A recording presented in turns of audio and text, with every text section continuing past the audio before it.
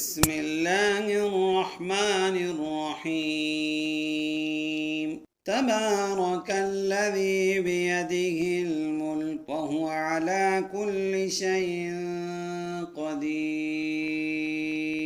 الذي خلق الموت والحياة ليبلوكم أيكم أحسن عملا وهو العزيز الغفور الذي خلق 7 سماوات طباقا ما ترى في خلق الرحمن من تفاوت فارجع البصر هل ترى من فطور ثم ارجع البصر كرتين ينقلب إليك البصر خاسئا وهو حسير ولقد زينا السماء الدنيا بمصابيح وجعلناها رجوما للشياطين وأعتدنا لهم عذاب السعير وللذين كفروا بربهم عذاب جهنم وبئس المصير إذا ألقوا فيها سمعوا لها شهيقا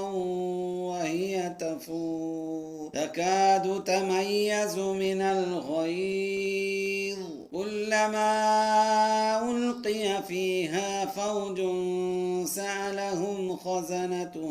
سألهم خزنتها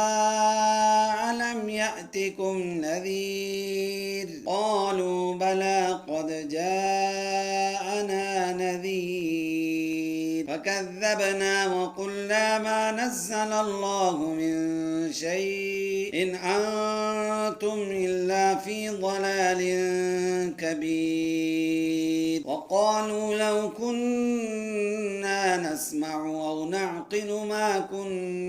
أو نعقل ما كنا في أصحاب السعير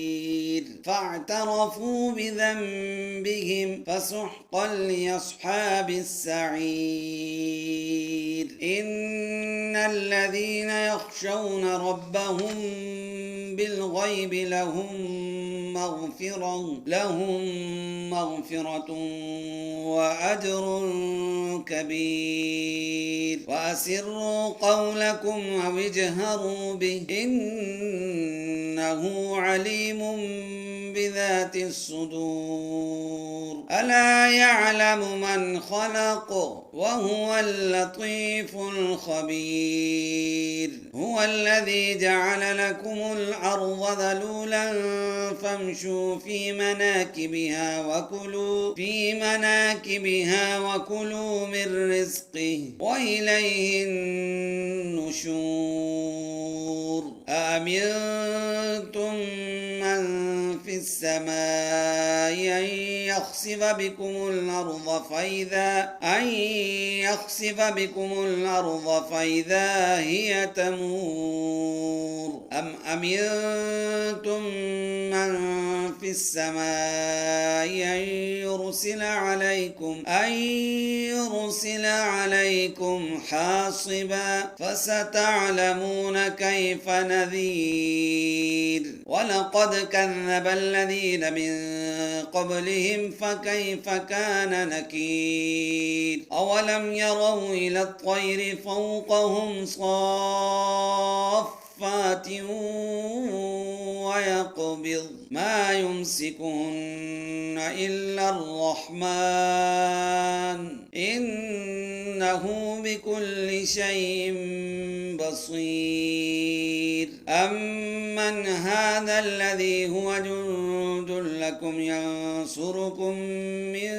دون الرحمن إن الكافرون إلا في غرور أمن أمن هذا الذي يرزقكم إن أمسك رزقه بل لجوا في عتو ونفور أفمن يمشي مكبا على وجهه أهدى أمن يمشي سويا على صراط مستقيم قل هو الذي أنشاكم وجعل لكم السمع والأبصار والأفئدة قليلا ما تشكرون قل هو الذي ذرأكم في الأرض وإليه تحشرون ويقولون متى هذا الوعد إن كنتم صادقين قل إنما العلم عند الله وإنما أنا نذير مبين فلما رأوه زلفة سيئت وجوه الذين كفروا وقيل هذا الذي كنتم به تدعون قل أرأيتم إن أهلكني الله ومن معي أو رحمنا فمن يجير الكافرين من عذاب أليم قل هو الرحمن آمنا به وعليه توكلنا فستعلمون من هو في ضلال مبين قل أرأيتم إن أصبح ماؤكم غورا فمن يأتيكم بماء